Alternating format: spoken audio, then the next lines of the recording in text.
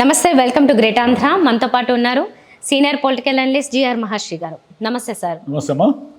Sir, Tirumala laddu మీద ఒక వార్త వచ్చినప్పటి నుంచి అది ఎంతోమంది హిందువుల ప్లస్ స్వామివారి భక్తుల మనోభావాలు దెబ్బతినే విషయం అయి ఉండేది కాబట్టి రకరకాల స్పెక్యులేషన్స్, అంటే అందులో వాస్తవాలు ఎంత ఉండొచ్చు, అది నిజమయ్యే అవకాశాలు ఉన్నాయా, ఏ స్పెక్యులేషన్ నుంచి ఎటువైపు అది దారితీస్తుంది అనేది తెలియకుండా ఉంది ఇప్పటి వరకు కూడా. ఎందుకంటే ఆ రిపోర్ట్స్ అనేవి కరెక్ట్గా ఇదే అని చెప్పట్లేదు, అనుమానాలను మాత్రమే వ్యక్తం చేస్తున్నాయి. కాకపోతే ఒక చీఫ్ మినిస్టర్ ఆయన మాటల్లో ఇది ఒక పదాన్ని వాడేశారు కాబట్టి అక్కడ నుంచి ఇది కొంచెం సీరియస్నెస్ ఎక్కువగా తెలుస్తూ ఉంది. అయితే అది మొత్తం కూడా వైసీపీ ప్రభుత్వం హయాంలో జరిగిందని నిరూపించే ప్రయత్నం అటు నుంచి జరుగుతుంది కాబట్టి ఇటువైపు జగన్ గారు కూడా 3 గంటలకి ప్రెస్ మీట్లో ఆయన దాని మీద నిజానిజాలు లేకపోతే ఏంటి అనేది ఆయన ఒక క్లారిటీ ఇవ్వదలుచుకున్నారు. ఈలోపు అయితే మనము అంటే ఇది ఎప్పుడైతే వివాదం మొదలైందో అప్పటి నుంచి వచ్చిన అన్ని వార్తల్ని చూస్తే కనుక ఏ విధంగా కనిపిస్తుంది హోల్ సినారియో?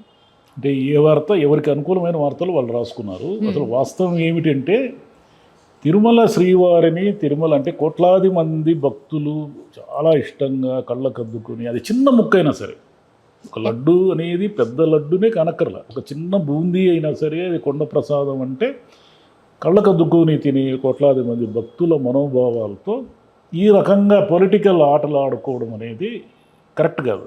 ఒకటి, చంద్రబాబు నాయుడు గారు 3 నెలలకు పైగా ఆయన అధికారంలోకి వచ్చారు. ఆయన అధికారంలోకి వచ్చిన తర్వాత ఈ రిపోర్టు అదే శాంపుల్స్ ఏవో పంపించారు. శాంపుల్స్ పంపించి ఆ నివేదిక వచ్చి కూడా జూలై 23 వచ్చింది. మరి ఇంతకాలం మౌనంగా ఉండి నిన్న పొలిటికల్ రాజకీయ వేదిక కదా అది, వాళ్ళు 100 రోజుల గురించి చెప్పుకోవడానికి పొలిటికల్ దాంట్లో ఆయన దాన్ని రివీల్ చేసి దీంట్లో జంతు మాంసం అదే కొవ్వు కలిపారు, అదే ఇంకొక ఆయన వాళ్ళ తెలుగుదేశం అధికార ప్రతినిధి ఈవో కదా చెప్పాలి ఆ మాట అంతా. ఈవో కాకుండా ఎవరో తెలుగుదేశం అధికార ప్రతినిధి వచ్చి చేప నూనె కలిపారు, అవి కలిపారు, ఇవి కలిపారు అని అంటున్నారు. కాబట్టి దీన్ని మొత్తం ఆలోచిస్తే ఏమిటంటే ఇది వీళ్ళు ఏమంటారు అంటే మనం ఏమంటాం అనే దాని కాకుండా వైసీపీ వాళ్ళు ఏమంటారంటే, అయ్యా నువ్వు విజయవాడ వరదలు, నీ 100 రోజుల వైఫల్యాలు ఇవన్నీ కప్పిపుచ్చుకోవడానికి తిరుమలని తీసుకొచ్చావు, తిరుమల శ్రీవారిని తీసుకొచ్చేసావు, లడ్డూలో ఇది కలిసింది అది కలిసిందని కేవలం వైసీపీ ప్రభుత్వాన్ని అంటే అప్పుడున్న వైసీపీ టీటీడీ చైర్మన్లను కానీ వీళ్ళని భ్రష్టు పట్టించడానికి జగన్ని ఒక నేషనల్ వైడ్ హిందూ వ్యతిరేకగా చిత్రీకరించడానికి జరుగుతున్న కుట్రే తప్ప ఇది దీంట్లో ఏమీ లేదు. దీన్ని ఒకసారి మీకు కావాలంటే మేము మొత్తం డీటెయిల్స్ అన్నీ చెప్తాము అని కూడా వాళ్ళు అంటున్నారు. ఏమిటి డీటెయిల్స్ అంటే, వీళ్ళు ఎవరికైతే నెయ్యి కాంట్రాక్ట్ ఇచ్చారో, ఇప్పుడు వైసీపీ వాళ్ళు ఎవరికైతే నెయ్యి కాంట్రాక్ట్ ఇచ్చి ఆ నెయ్యి సప్లై చేసిన వాళ్ళ శాంపుల్స్లో ఇవి కలిశాయి అని అంటున్నారో, ప్రీమియర్ ఆగ్రో అనేది ఇప్పుదొడది కాదు. అది ఎప్పుడో తెలుగుదేశం హయాం నుంచి కూడా నెయ్యి కాంట్రాక్టులు వాళ్ళకే ఇస్తున్నారు. తెలుగుదేశం హయాంలో కొన్ని ఏళ్ల పాటు ఇచ్చారు. ఏళ్ల పాటు ఇచ్చిన తర్వాత వీళ్ళు వచ్చిన తర్వాత ప్రీమియర్ ఆగ్రోకి కాకుండా ఇంకా ఒకరిద్దరికి కూడా టెండర్లు ఇచ్చారు. అంటే మామూలుగా టెండర్ ప్రక్రియ ఎలా ఉంటుందంటే, మాకు ఇన్ని కిలోల నెయ్యి మీరు సప్లై చేస్తారా చేయలేరా, చేస్తాము అంటే మీరు ఏ రేటుకు సప్లై చేస్తారు, ఏ రేట్ అంటే మామూలు టెండర్ అదే కదా, తక్కువ రేటుకి ఎవరు కోట్ చేస్తే వాళ్ళకి నెయ్యి కాంట్రాక్ట్ ఇస్తారు. ఇది కదా జరిగేది. మీ హయాంలో నుంచి వచ్చిన కంపెనీని అంటే మీ హయాంలో 5 ఏళ్ళు అది ఏం సప్లై చేసిందో మీరు చూసుకోలేదా అని వీళ్ళు అంటారు. వీళ్ళేమంటారు, మేము శాంపుల్స్ పంపించాము, NDDB national dairy development board మాకు శాంపుల్స్లో ఇలా ఉన్నట్టు అనుమానాలే వ్యక్తం చేసింది. మీరు దాంట్లో చాలామంది ఎవరికి అనుకూలంగా వాళ్ళు మాడుతున్నారు. కానీ తెలుగుదేశం అనుకూలమైన పత్రికలో కూడా ఏమొచ్చిందంటే, ఇది కేవలం ఆ రిపోర్ట్లో తప్పులు వచ్చే అవకాశాలు కూడా ఉన్నాయి. ఎప్పుడు తప్పులు వస్తాయి అంటే, ఆవు పౌష్టికాహారం తినకుండా ఉన్న ఆవు దగ్గర నుంచి పాలు సేకరించిన, లేదంటే కొన్ని పదార్థాలు అంటే ఆవాలు లేదా ఇట్లా కొన్ని పదార్థాలు తిని పాలు ఇచ్చిన ఆవుల నుంచి సేకరించిన, ఇలా రకరకాల కారణాలతో ఈ నివేదికలు పొరపాట్లు జరిగే అవకాశాలు ఉన్నాయి అనే క్లారిటీ కూడా ఉంది. ఇది కూడా పత్రికల్లో వచ్చింది. ఇది కూడా అంటే పొరపాట్లు జరిగే అవకాశాలు ఉన్నాయి. మరి ఏ నిర్ధారణతో జంతు కొవ్వు కలిసింది అని అంత పెద్ద మాట అనేస్తే, రేపు తిరుమలకు వెళ్ళే వాళ్ళందరికీ అది గుర్తుకొస్తే, తిరుమల అనేది ఈ ప్రపంచంలో ఉన్న అందరి హిందువులకి, అంటే ఎక్కడో అమెరికా నుంచి వచ్చిన వాళ్ళు కూడా వాళ్ళు ఉన్న కాశీని సెలవు రోజుల్లో ఒకరోజు తిరుమలకు వెళ్ళి దేవుడు దర్శనం చేసుకుని వస్తారు. ఆ ప్రసాదాలు ఇంటికి చాలా ప్రేమగా తెచ్చుకుంటారు. మరి అంతటి ప్రసాదాలకు సంబంధించి ఇట్లా అపవాదు వేసి, అది కూడా 2 నెలల తర్వాత జూలైలో నివేదిక వస్తే మీరు సెప్టెంబర్లో దాన్ని రిలీజ్ చేశారు. అక్కడ చాలా మంది అనుమానం వ్యక్తం ఇప్పుడు చేస్తారు, అలా ఎందుకు 2 నెలలు పొలిటిసైజ్ చేయడం ఆగారని. వల్ల అంటే జగన్ని కానీ వైసీపీని కానీ ఎదుర్కోవడానికి మీరు పొలిటిసైజ్ చేస్తున్నారు. మీరు అంటే నైతికంగా భ్రష్టు పట్టించడానికి మతం అనేది పెద్ద ఆయుధం కదా. ఈ మతం అనే ఆయుధంతో ఎవరి మీదైనా సులభంగా దాడి చేయొచ్చు. కాబట్టి మీరు మీ వైఫల్యాలు ఇవన్నీ కప్పిపుచ్చుకోవడానికి మీరు ఈ దాడులు ఈ రకమైన నైతిక దాడి చేస్తున్నారు అనేది ఇటువైపు నుంచి. వీళ్ళేమంటారు, లేదు వాళ్ళు కరప్టెడ్ అయ్యి వాళ్ళు నెయ్యిని ఇలా చేశారు, కాంట్రాక్ట్ ఇచ్చారు. దీంట్లో మనం వాస్తవాల గురించి మాట్లాడుకున్నాం. నేను ఎందుకంటే నేను తిరుపతిలో 20 ఏళ్ళకు పైగా ఉద్యోగం చేశాను. టీటీడీ గురించి నాకు తెలుసు. టీటీడీలో ఏం జరుగుతుందంటే ఈ ప్రసాదాలు వీటికి సంబంధించి దానికి ఒక పెద్ద క్వాలిటీ సెల్ ఉంటుంది, నాణ్యత పరీక్షలు ఉంటాయి. అంటే ఏది పడితే అది సప్లై చేస్తే తీసుకోరు. వీళ్ళు కూడా చెప్పేది ఏమిటంటే, వీళ్ళు వాస్తవాలు ఏమిటంటే అనేక సార్లు నెయ్యి నాణ్యత లేకపోతే వెనక్కి తిప్పి పంపిన సందర్భాలు ఉన్నాయి. అది టీడీపీ హయాంలో జరిగింది, వైసీపీ హయాంలో కూడా జరిగింది. అంతేగాని జంతువుల కొవ్వు అనే మాట ఇప్పటివరకు ఎక్కడా వినపడలేదు. 1-2 సార్లు వెజిటబుల్ ఫ్యాట్ అంటే వనస్పతి అంటారే దాన్ని కలిపినట్టుగా దాఖలాలు ఉంటే దాని మీద కూడా వెనక్కి తిప్పంటారు. ఇది కాకుండా టీటీడీలో ఉన్న అధికారులు కానీ యంత్రాంగం కానీ వీళ్ళంతా ఏమిటంటే దాని క్వాలిటీ చెక్ చేస్తారు. అంటే వీళ్ళు ఏవో ప్రమాణాలు పెట్టుకొని ఉంటారు. ఆ ప్రమాణాలకు అనుగుణంగా ఉందా లేదా. కానీ ఇంకా వాస్తవంలోకి వెళ్ళి మాట్లాడాలి మనం అంటే, మార్కెట్లో దొరుకుతున్న నెయ్యి నూనెలు ఏవి కూడా నమ్మదగినవి కావు. ఎందుకు నమ్మదగినవి కాదంటారా, మీరు ఏదో ఒక ఆర్గానిక్ షాప్కి వెళ్ళి చూడండి, కిలో నెయ్యి 1500 నుంచి 2000 రూపాయలు ఉంటుంది. ఎందుకు ఉంటుంది అంటే అంత చేస్తే తప్ప వాళ్ళకి వర్కౌట్ కాదు. మీరు కావాలంటే ఇంట్లో 1 కిలో నెయ్యి అంటే మీరు పాలు తెప్పించుకొని మామూలు మన ఇంట్లో పద్ధతుల ప్రకారం నెయ్యి చేసుకొని చూడండి, దాని ఖర్చు కనీసం 1000 నుంచి 1000 పైన ఉంటుంది 1 కిలో నెయ్యికి. కానీ మార్కెట్లో 420, 430కి సరఫరా చేస్తామంటే ఇన్నేళ్లుగా, ఇది ఒక టీడీపీకో వైసీపీకో సంబంధించిన విషయం కాదు. టీటీడీ అధికారులు కూడా ఇన్నేళ్లుగా ఆ నెయ్యిని ఎలా యాక్సెప్ట్ చేశారు, వాడు ఎట్లా సప్లై చేస్తాడు 400కి 500కి. ఇప్పుడు మీరు ఆయిల్ తీసుకోండి, గ్రౌండ్నట్ ఆయిల్ తీసుకోండి. గ్రౌండ్నట్ ఆయిల్ని మీరు గ్రౌండ్నట్ విత్తనాలు కొనుక్కొని మీరు ఏదో మామూలు ఇప్పుడు గానుగులు ఉన్నాయి కదా, మిషన్లు ఉన్నాయి కదా, గానుగులు అంటే సాంప్రదాయక గానుగులే అక్కర్లేదు, చిన్న మిషన్లు ఉన్నాయి కదా. ఈ మిషన్లలో మీరు 1 కిలో నూనె ఆడిస్తే మీకు దాదాపు 400 నుంచి 500 రూపాయలు ఖర్చు వస్తుంది. కానీ అదే నూనెని ప్యాకెట్లో గ్రౌండ్నట్ ఆయిల్ పేరుతో 150 నుంచి 250 లోపు అమ్ముతున్నారు. ఎలా సాధ్యమది? Practically impossible. అంటే ముందు మార్కెట్లో ఉన్న ఇవన్నిటినీ కూడా క్వాలిటీ చెక్ చేసి ప్రజల ఆరోగ్యాన్ని కాపాడడం ఒక వంతు అయితే, రెండవది ఏమిటంటే మీరు చెప్పిన ప్రకారం టీటీడీలో నెయ్యి ఎంత మేరకు నాణ్యమైనది ఇన్నేళ్లుగా మీరు తీసుకుంటున్నారు కదా అనేది కూడా ఒకసారి చెక్ చేసుకుని ఇక మీదటైనా మీకు అవకాశం ఉంది. ఆరోపణలు వచ్చాయి కాబట్టి మీకు అవకాశం ఉంది. కానీ జంతు కొవ్వు అనేది మాత్రము ప్రాక్టికలీ ఇంపాసిబుల్ అది. ఎందుకంటే అక్కడ టీటీడీలో ఎవరు ఎన్ని ఉద్యోగాలు చేసినా ఎలా చేసినా కానీ ఆయన దేవుడి దగ్గర భక్తిగానే ఉంటారు. దేవుడికి సంబంధించి ఒక భయం ఉంటుంది తిరుమలలో కానీ తిరుపతిలో కానీ. సరే, ఎవరి వ్యాపారాలు వాళ్ళకు ఉంటాయి. అంటే వ్యాపారాలు అంటే అక్కడ తిరుమలలో కూడా అనేక మంది వ్యాపారాలు చేస్తూ ఉంటారు కదా, తిరుపతిలో అనేక మంది దేవుడిని ఆధారంగా చేసుకుని వ్యాపారాలు చేస్తూ ఉంటారు. కానీ వీళ్ళు ఎవరూ కూడా టెంపుల్కు సంబంధించి అపవిత్రం చేసేంత ధైర్యం, మానసిక ధైర్యం ఎవరికీ ఉండదు. కాబట్టి వీళ్ళు అర్థం చేసుకోవాల్సింది ఏమంటే ఇది విశ్వాసానికి సంబంధించిన విషయం. లడ్డు ప్రసాదాలు అనేది ఒక నమ్మకము, విశ్వాసానికి సంబంధించిన విషయం. కోట్లాది మంది అంటే టీటీడీ అనేది ఒక పెద్ద వ్యవస్థ. అది టీటీడీ మీద ఆధారపడి కొన్ని వేల మంది కుటుంబాలు బతుకుతున్నాయి, ప్రత్యక్షంగాను పరోక్షంగాను. ఇంత పెద్ద సిస్టమ్ మీద ఒక దుమ్ము ధూళి వేసేటప్పుడు చంద్రబాబు నాయుడు గారు లాంటి సీనియర్ నాయకుడు, ఆయన తిరుపతిలో పుట్టి పెరిగిన వాడే కదా, తిరుపతి పక్కన చంద్రగిరి నారావారిపల్లె కదా ఆయన ఊరు.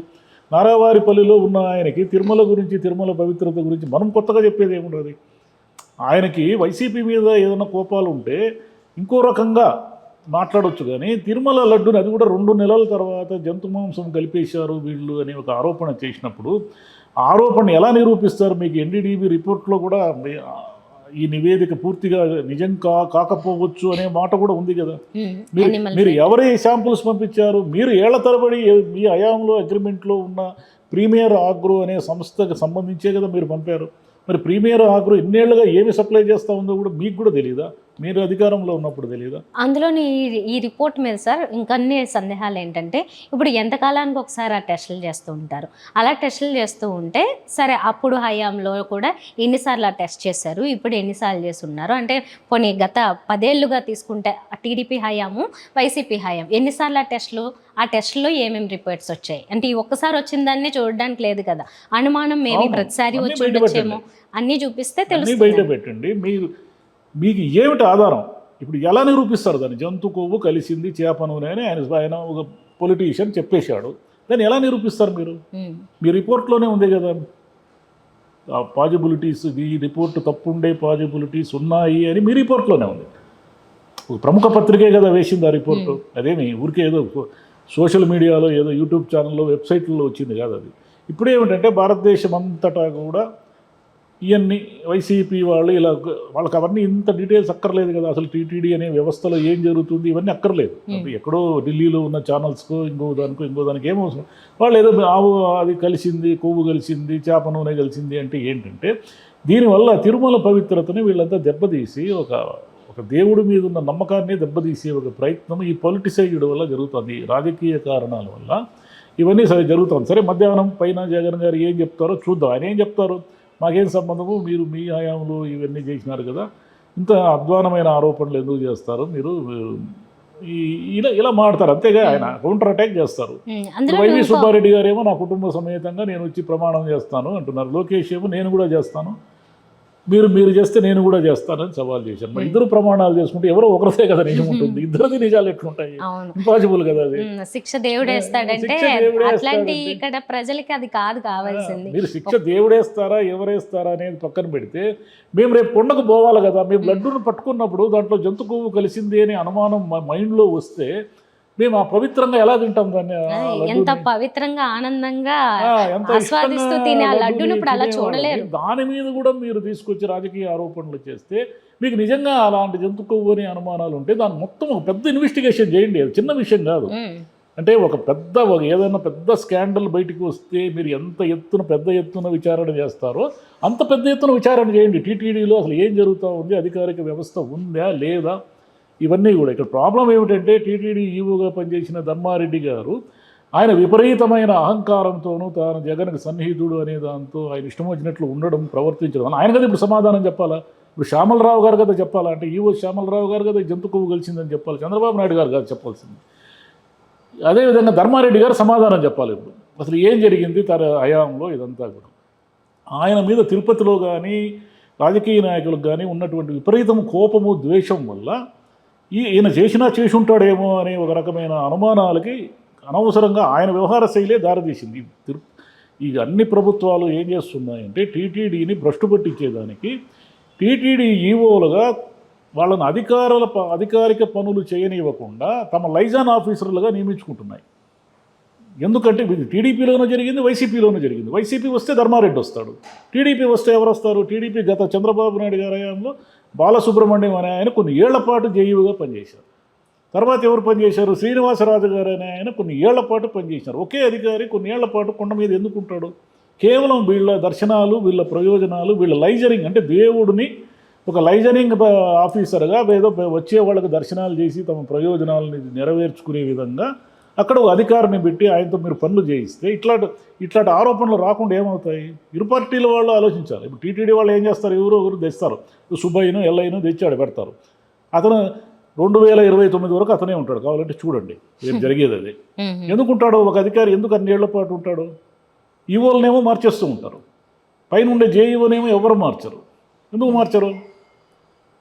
దీనికి సమాధానం చెప్పాలి. చంద్రబాబు నాయుడు సమాధానం చెప్పాలి, జగన్ కూడా సమాధానం చెప్పాలి. ఎందుకు ధర్మారెడ్డి అనే ఆయన అన్ని ఆరోపణలు వచ్చినా ఆయన ఏళ్ల తరబడి మీరు ఎందుకు కొనసాగిస్తారు? ఎప్పటి నుంచి ఉన్నాడు ఆయన? రాజశేఖర రెడ్డి గారు హయాం నుంచి ఉన్నాడు. మీరు అధికారంలోకి వచ్చిన 5 ఏళ్ళు ఆయనే ఉన్నాడు. ఈ జేఈఓ ఆయనే, ఈఓ ఆయనే, ఇంకొక అధికారే లేడు అసలు అక్కడ.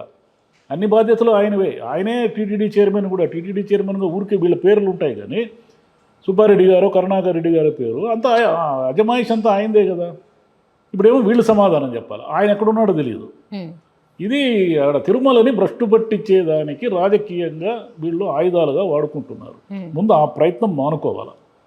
ఇది భక్తుల మనోభావాలకు, మతము, సెంటిమెంట్లకు సంబంధించి. దేవుడని అతను ఒక విశ్వాసానికి సంబంధించింది ఇది కదా, అది ఒక భావన, అది ఆ భావనని మీరు చెడగొట్టేస్తే రేపు ఆ లడ్డు నోట్లో పెట్టుకోవాలన్నప్పుడు దాంట్లో చేప నూనె ఉంది అనే ఒక థాట్ మన మైండ్లోకి వచ్చింది అనుకోండి, మనం ఏమి దాన్ని తింటామో ఎలా కొనుక్కుంటామో అంటే అది అందరూ విచక్షణతో ఆలోచించుకోవాల్సిన విషయం ఇది.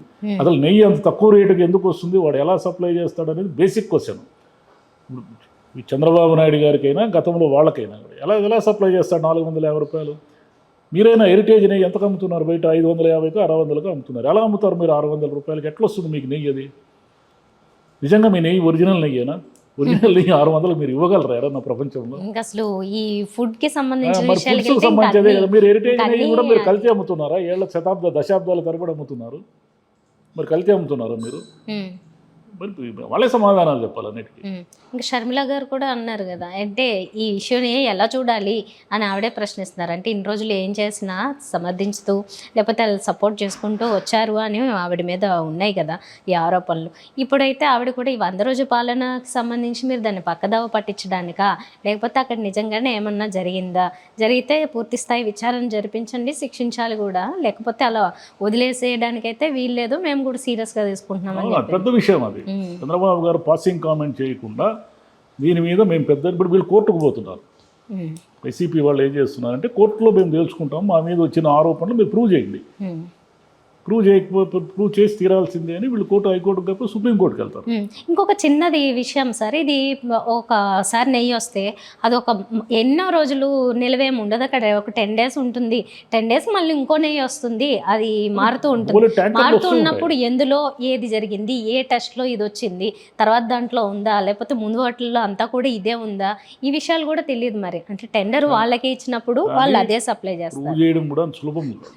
ఎవరు ఏ సప్లైదారు కూడా జంతు కొవ్వు కలిపి వెంకటేశ్వర స్వామికి పంపించాలని ఎవరు అనుకోరు. వనస్పతి అంటే వెజిటబుల్ ఫ్యాట్స్ కలిసినట్టుగా గతంలో ఆరోపణలు వచ్చి వీళ్ళు టెస్టుల్లో బయటపడి వాళ్ళకి తిప్పి పంపిన దాఖలాలు ఉన్నాయి. అది వీళ్ళే చెప్తున్నారు, వెనక్కి పంపిన దాఖలాలు ఉన్నాయి అని. కానీ ఇప్పుడు ఇది టూ మచ్ అలిగేషన్ అన్నమాట. జంతు కొవ్వు చేపలు రాజకీయంగా ఇప్పుడు వాళ్ళు 11 సీట్లకు పరిమితమై మిమ్మల్ని గెలిపించారు. ఇంకెందుకు మీరు భయపడి, ఇంకా జగన్ అంటే ఎందుకు మీకు భయం?